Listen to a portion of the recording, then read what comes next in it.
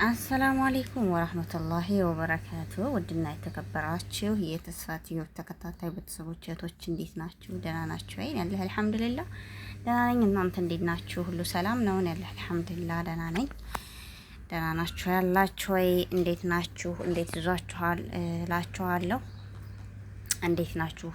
ከቁርአን ጋር ያላችሁ ትስስር፣ ከቁርአን ጋር ያላችሁ ጊዜ፣ ከቁርአን ጋር ያላችሁ ቀረቤታ፣ ከቁርአን ጋር ያላችሁን ትውስታ እንዴት እያያችሁት ነው? እንዴትስ ናችሁ ማለት ነው? ሀባይቤ ያለው አልሐምዱሊላህ ደህና ነኝ። ሁላችንም ኢንሻአላህ እስኪ ወደ ቁርአን እንመለስ፣ ቁርአንን እንቅራ፣ ቁርአንን ቢያንስ ለአንድ ቀን እንኳን አንዲት አንቀጽ እንኳን ብትሆን ቁርአንን ቀርተን እንዋል ማለት ነው። ከመቅራትም አልፎ ማዳመጥ ራሱ አንድ ትልቅ ነገር ነውና ቁርአንን ከፍተን እናዳምጠው። ቁርአንን ከፍተን እያዳመጥን እያስተነተን እንማር። ቀልባችንም ሱብሓነሁ ወተዓላ እሱ በረህመቱ በእዝነቱ ያርጥብልን ማለት ነው ኢንሻአላህ እላችኋለሁ ውዶቼ። ዛሬም እንደተለመደው ዛሬ ደግሞ ቁርአን ነው ምጋብዛችሁ፣ ያኔ ማስዳምጣችሁ አዳምጡ ማለት ነው። እኔ ቁርአን ማዳመጥ በጣም ደስ ይለኛል በነገራችን ላይ ማለት ነው። ሀባይቤ ከምቀረው ይልቅ ባዳምጠው በጣም ደስ የሚለኝ ማለት ነው። እና እናንተንም ዛሬ ቁርአን እጋብዛችኋለሁ ማለት ነው። ሀባይቤ ተጋበዙልኝ ማለት ነው። ሱረቱን ኒሳ ነው እንግዲህ አዳምጡልኝ፣ እንማማር እንማር። አላህ ሱብሓነሁ ወተዓላ ሱብሓነ እሱ በረህመቱ በእዝነቱ እሱ ልባችንን አላህ ረህመት እና እዝነት የሆነበት በሱ ረህመትና እዝነት የሆነበት የኔ ጌታ አላህ ገር ያድርግልን ማለት ነው። ቁርአኑን ሁሉንም ያ ረቢ ያ ከሪም ዱአ እንዳረግ ዱአ አድርጉን ማለት ነው። ያ ረቢ አላህዬ እሱ በረህመቱ በእዝነቱ ከቁርአን ቅርብ ያድርገን ነው የምለው እህት ወንድሞች። ኢንሻአላህ ወደ ቁርአናችን እንሄዳለን ማለት ነው። ቢስሚላህ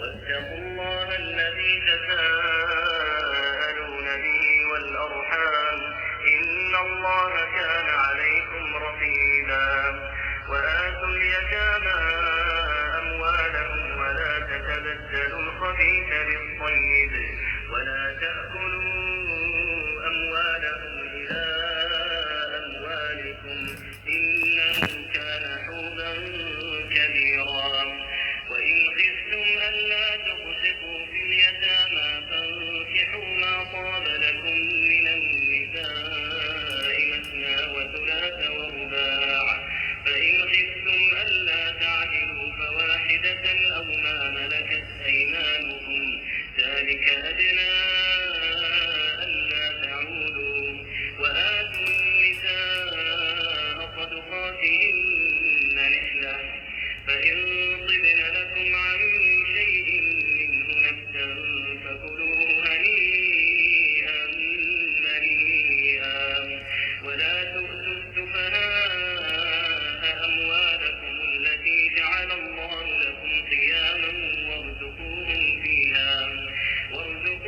فيها واكسوهم وقولوا لهم قولا معروفا وابتلوا اليتامى حتى إذا بلغوا النكاح فإن آنستم منهم رشدا فادفعوا إليهم أموالهم ولا تأكلوها إسرافا وبدارا أن يكبروا ومن كان غنيا فليستعفف ومن كان فقيرا فليأكل بالمعروف فإذا دفعتم إليهم أموالهم فأشهدوا عليهم وكفى بالله حسيبا للرجال نصيب مما ترك الوالدان والأقربون وللنساء نصيب مما ترك الوالدان والأقربون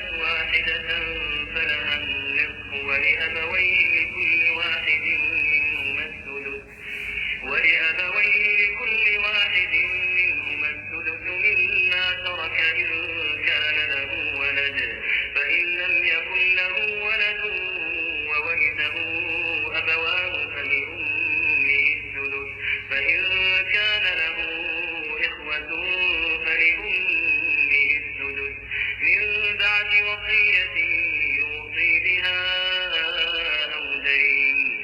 آباؤكم وأبناؤكم لا تدرون أيهم أقرب لكم نفعا، فريضة من الله، إن الله كان عليما حكيما. ولكم نصف ما ترك أزواجكم إن لم يكن لهن ولد، فإن كان لهن ولد فلكم الربع مما تركن من بعد وصية يوصين بها أو دين. ولهن الربع مما تركتم إن لم يكن لكم ولد، فإن كان لكم ولد فلهن الثمن مما تركتم من بعد وصية توصون بها أو دين.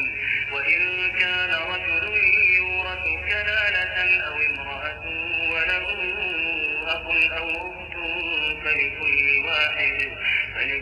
واحد منهما الثلث، فإن كانوا أكثر من ذلك فهم شركاء في الثلث من بعد وصية يوصى بها أو دين غير مضار، وصية من الله والله عليم حليم. تلك حدود الله، ومن يطع الله ورسوله يدخله جنات تجري من تحتها الأنهار خالدين فيها، وذلك الفوز العظيم. ومن يعص الله ورسوله ويتعد حدوده يدخله نارا خالدا فيها وله عذاب مهين. واللاتي يأتين الفاحشة من نسائكم فاستشهدوا عليهن 4 منكم، فإن شهدوا فأمسكوهن في البيوت حتى يتوفاهن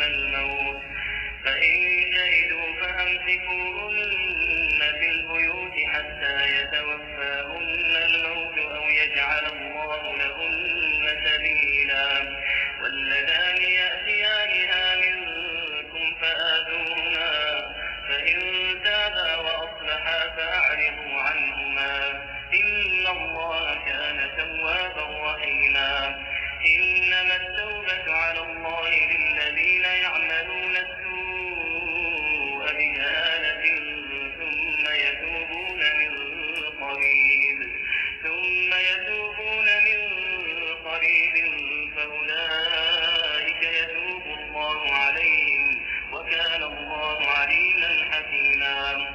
وليست التوبة للذين يعملون السيئات حتى إذا حضر أحدهم الموت قال إني تبت الآن، ولا الذين يموتون وهم كفار، أولئك أعتدنا لهم عذابا أليما. يا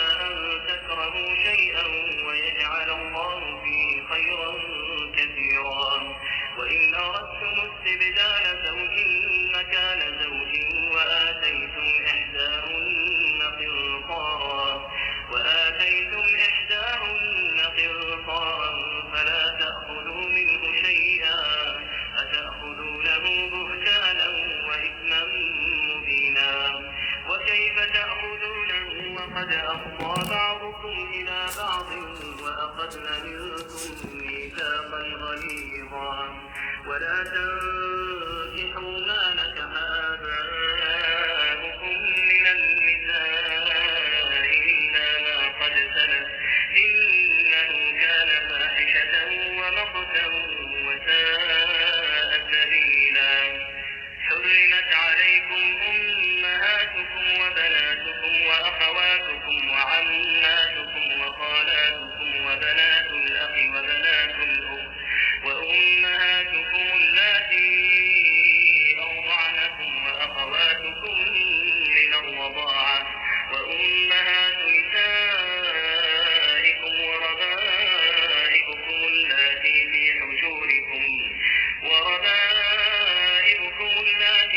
حجوركم من نسائكم اللاتي دخلتم بهن فإن لم تكونوا دخلتم بهن فلا جناح عليكم وحلائل أبنائكم الذين من أصلابكم وأن تجمعوا بين الأختين إلا ما قد سلف إن الله كان غفورا رحيما.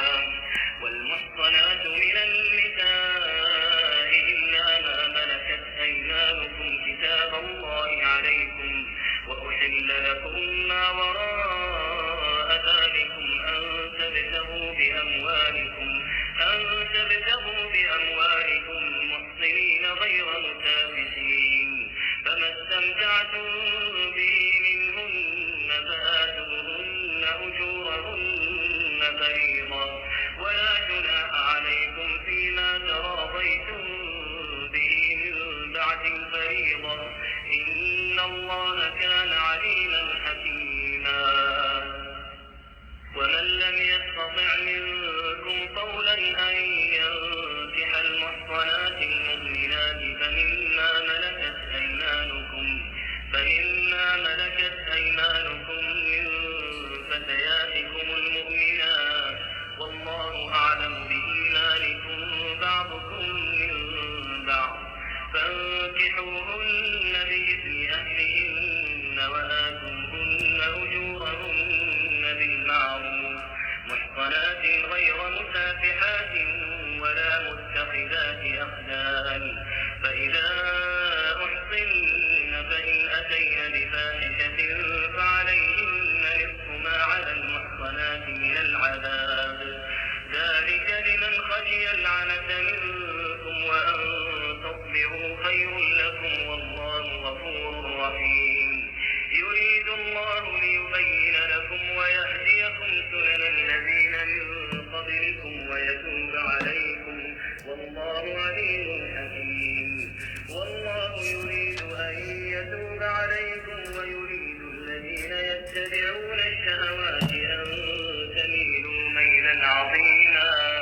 يريد الله أن يخفف عنكم وخلق الإنسان ضعيفا. يا أيها الذين آمنوا لا تأكلوا أموالكم بينكم بالباطل إلا أن تكون تجارة عن تراض منكم ولا تقتلوا أنفسكم إن الله كان بكم رحيما. ومن يفعل ذلك عدوانا وظلما فسوف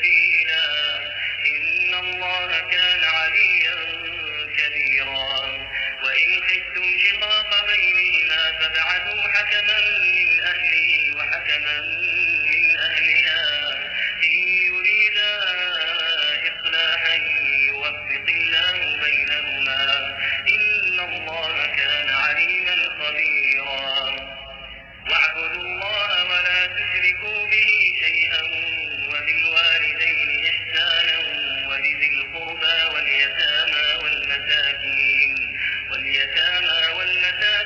والجار ذي القربى والجار الجنب والصاحب بالجنب وابن السبيل وما ملكت أيمانكم إن الله لا يحب من كان مختالا فخورا الذين يبخلون ويأمرون الناس بالبخل ويكتمون ما آتاهم الله من فضله وأعتدنا للكافرين عذابا مهينا والذين ينفقون أموالهم رئاء الناس ولا يؤمنون بالله ولا باليوم الآخر ومن يكن الشيطان له قرينا فساء قرينا وماذا عليهم لو آمنوا بالله واليوم الآخر وأنفقوا مما رزقهم الله وكان الله بهم عليما إن الله لا يظلم مثقال ذرة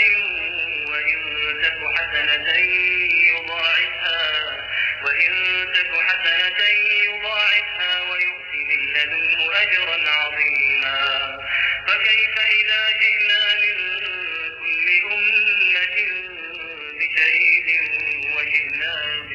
وجئنا بك على هؤلاء شهيدا يومئذ يود الذين كفروا وعصوا الرسول لو تسوى بهم الأرض ولا يكتمون الله حديثا يا أيها الذين آمنوا لا تقربوا الصلاة وأنتم سكارى حتى تعلموا ما تقولون ولا جنبا إلا عابري سبيل حتى تغتسلوا وإن كنتم مرضى أو على سفر أو جاء أحد منكم من الغائط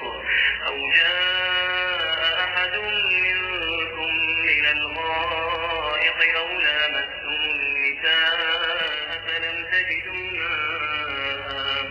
فلم تجدوا ماء فتيمموا صعيدا طيبا فامسحوا بوجوهكم وأيديكم إن الله كان عفوا غفورا ألم تر إلى الذين أوتوا نصيبا من الكتاب يشترون الضلالة ويريدون أن تضلوا السبيل والله أعلم بأعدائكم وكفى بالله وليا وكفى بالله نصيرا من الذين هادوا يحرفون الكلم عن مواضعه ويقولون